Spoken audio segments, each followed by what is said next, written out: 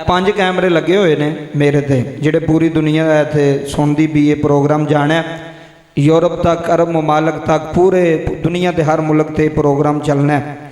तो मैं चाहना वा कि जिथे भी आवाज़ आवे, ये पिंड का नाम की किबला रत्ता बाजवा के अंदर, तो ये बाजवा का पिंड है, जट्टां का पिंड, तो मैं भी जट हाँ, असी भी जट हाँ, तो तुसी भी जट हो। तो हुण अल्लाह पाक तुहानूं सलामत रखे, अल्लाह पाक सब ते अपना फजल फरमाए, मेहरबानी फरमाए।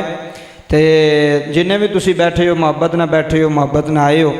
मैं हुण 2 मौजू मेरे ज़हन च ने, एक मैं बाप की शान पढ़नी है और दूसरी मदीने आले की शान पढ़नी है। तो पहला मदीने आले की शान पढ़ीए तो फिर बाप की शान पढ़ीए, तो फिर इंशाअल्लाह मुकम्मल हो जाएगी महफल। तुसी बड़ी मुहब्बत ना बैठे हो, अल्लाह पाक सावधान आ। भाईजान मैनू चाचे हरी फरमा रहे से मैं शेखूपुरा तो आया थोड़े वास सुनने वास्ते, तो इन्हों की भी मुहब्बत है, जिथों जिथों को आया वो मुहब्बत नाल आया जी। कोई मेहमान है, महल्लेदार है, पिंडदार है, तुसी सारे मुहब्बत नाल आए हो। उलमा तशरीफ फरमा ने, अल्लाह आप दा भी आना मिल बैठना कबूल फरमाए। बाबा जी असी बड़ी दुनिया नूं दसिया कि जिहड़ा चाहता कि मैनू अल्लाह पुत्र दवे, अल्लाह मैनू बेटा दवे, तो नीयत करे कि मैं उसका नाम मुहम्मद रखांगा सल्लल्लाहु अलैहि वालैहि वसल्लम। हजूर दे नाम की निस्बत ना, नाम भी किड्डा सोहना जी, मुहम्मद अली, मुहम्मद भी तो अली भी है, नाम भी बड़ा सोहना। तो हुण तुसां भी जरा साबित करना है कि वाकई असां तुहानूं मुहब्बत नाल बुलाया तो मुहब्बत नाल सुनांगे। अल्लाह तुहानूं सलामत रखे सब नूं।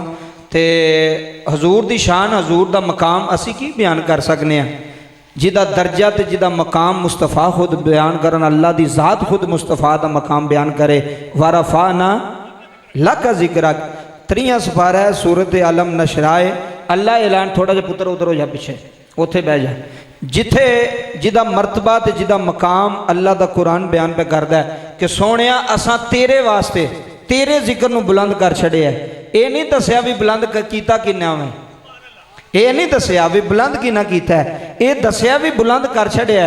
हुण अल्लाह जाने, उहदी ज़ात जाने, परवरदिगार है अपनी शान दे लायक उन्हें किन्ना मुस्तफा दे जिक्र नूं बुलंद कर छड़िया, ऐसा बुलंद कीता है। बाबा जी असी रिसर्च पे पढ़ने सा कि दुनिया दे विच सब नालों ज़्यादा जिहड़ा नाम रखा जा रहा वो मुहम्मद है। सब नालों ज़्यादा पूरी दुनिया च जिहड़ा नाम रखा जा रहा ये बरकत वाला नाम है। इस नाम विच भी बरकत है, इस नाम दे अंदर भी बरकत है। जिस घर विच नाम होवे उत्थे रब दीयां रहमतां हो जांदियां ने, उत्थे रब दीयां बरकतां हो जांदियां ने, उत्थे करम हो जांदा है, उत्थे फजल हो जांदा है। हज़रात तवज्जो करिया जे।